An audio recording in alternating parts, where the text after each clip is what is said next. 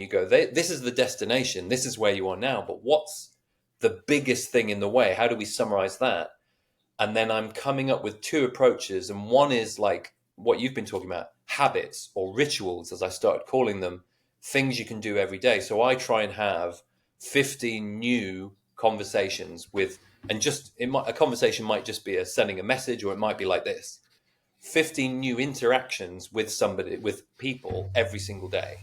And then the compound effect, obviously that means, loads and loads of conversations. But then also I've got a larger thing, which is, okay, so what is the priority task or the priority thing to get going on, the priority project? And then that's when you break it down into the tasks. I think it's that idea of, if you focus everything towards overcoming one obstacle, the main obstacle, rather than, like you say, picking a task that just might be related, might not, but it's just a task you try and unpick, or an overall goal that you're then like, well, you could get there 100 different ways.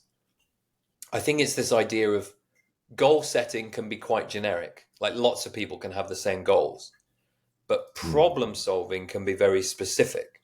So your problem with demand or whatever like that will be very different to my problem.